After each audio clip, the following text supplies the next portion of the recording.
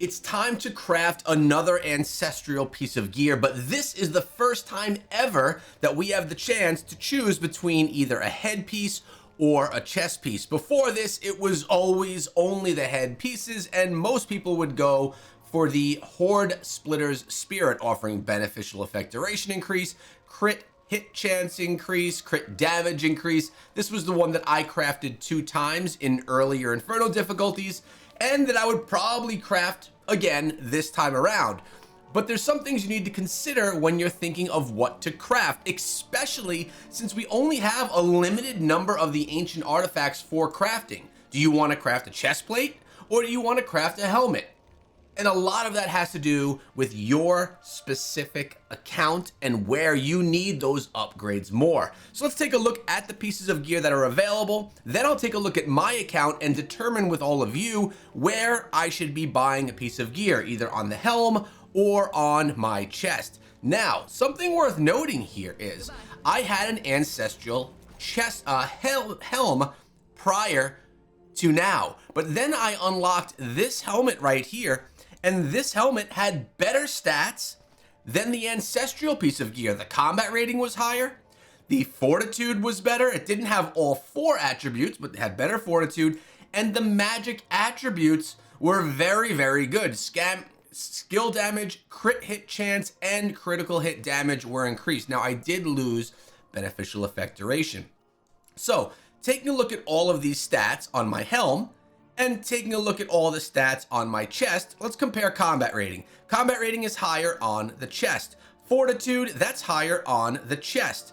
And the problem here, though, is when you look at the magic attributes, continual damage taken decreased by 6%, nearby enemy damage, maximum life, these magic attributes are a bit lacking. There's no beneficial effect duration, not that there's beneficial effect duration on the helm either, but when we're going to craft, we can definitely get beneficial effect duration on whatever we craft. So I need to look at and basically compare what we have here, because there's no guarantee I'm going to be able to craft another piece, so I could have both a helm and a chest plate. Also, keep in mind, Blizzard did state that in the future, you're only going to be able to wear 2 of these pieces of gear at one time. So this is always going to be a decision-making process that we need to make. So looking at this, because of the magic attributes, I believe that I should be getting a chest plate, even though the combat rating is a little bit higher.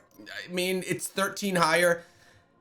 The magic attributes on my helm are just so much better. They're literally what you want. Skill damage is great. I'd prefer beneficial effect duration, but critical hit chance, critical hit damage, both very good. So let's go back on over and take a look at what our options are with crafting. If we take a look at the chest plates, you have Badlander. Monsters have a 9% chance to explode on death. Critical hit chance increased by 3%. Beneficial effect duration by 6%.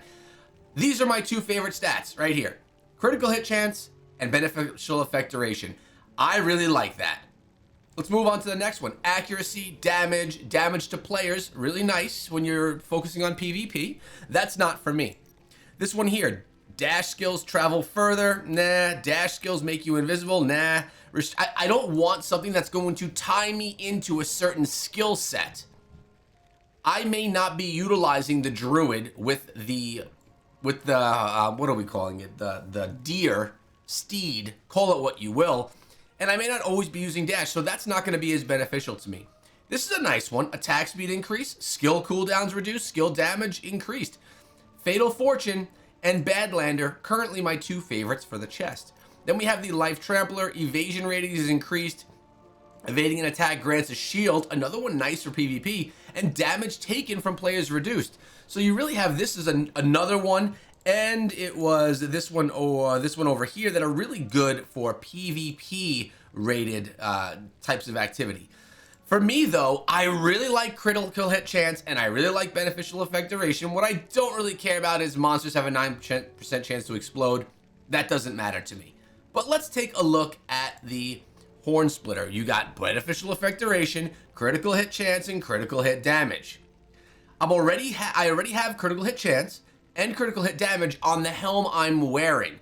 I'm missing the beneficial effect duration. Here, accuracy, damage done to players. That's a nice one as well, especially if you are doing PvP.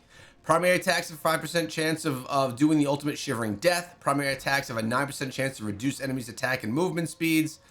All right, not bad either. Primary attack damage is increased for all of you primary attackers. Again, attack speed increase, skill cooldown reduce, skill damage increase. And we have Endure, and Endure evading an attack grants you a shield. So similar to what we saw over on the chest plate. So really, for me, because I do want to get beneficial effect duration, it's one of the most important things in my opinion across all classes. I think I'm gonna grab it over here on the chest plate, being that the magic attributes on my chest plate are just so much worse than the magic attributes that I have on my helm. I'd be willing to sacrifice a little combat rating and throw the beneficial effect duration and the better stats over here, the crit hit chance on the chest. So that is my choice for my account. Now your account may look different. We all have different pieces of gear on. We all have different ideas and thoughts on what we want to do inside of the game as well. What are our priorities? So you need to make sure that the priorities meet what the gear is actually offering. Now, a cool thing I didn't show you is you can select a class specific attribute right here. And that's something that is really cool. Let's take a look at what they have. Earthquake, range increased. Raven Swarm generates primal power. Rabid Might, Summon Oak Sage, Circle of Life Healing, Thorn Armor, Werewolf. The problem that I have here that I'm not sure of, and I would assume that it transfers over, is when I class change, because I'm not going to be playing as the Druid forever, what's it gonna actually convert to on the next class?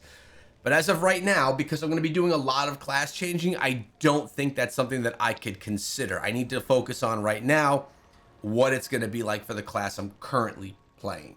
And there are two that I'm really looking at here. Thorn Armor, when you gain a shield, you heal yourself for 8% of the absorb value. And Raven Swarm generates an additional 3 primal power. Ooh, I like the healing element. That could also really be cool inside of PvP. I think I'm gonna go with that one. I don't need to buff my PvE experience anymore. I think it's really good. So we're gonna go with the Thorn Armor. That's gonna be what we selected right there. So that is on top of the monsters getting the different attack. Let's see. I wonder if we switch it over to here, are these attributes the same? Yes, you still get the same attributes. So here we got Thorn Armor. We have all of the items that we need, the Inferno 10 Ancient Artifacts. Remember, we could only do this one time and one time only. Maybe two, but one time only. You could guarantee if you're grinding pretty good in an Inferno difficulty. Let's craft this bad boy. Use 100 ancient art. See, they really want to make sure you don't make a mistake right here. Yes, okay, we got it. The Badlander is unlocked. All right, so I feel pretty good about this. Let's actually take a look at this piece and compare it to what we're wearing right now. Look at it, actually, look at the frame around it. It's as if it has some cursed properties on it. Legendary can inherit an essence, it doesn't matter. There is no cursed property, but it has a cursed property frame. Maybe that's just the ancestral gear frames now, and that's what they're going to look like. Let's compare it to the chestplate that we have. More fortitude, more combat rating, not a crazy amount more of combat rating, but more combat rating. We're gonna get much better magical attributes, which is awesome, and we can inherit the essence because, again, it says that it doesn't have any essences. So let's equip. Let's inherit the essence and transfer everything over. Boom, we got a bunch of green arrows up right there because we gained a lot of strength from using that one right there.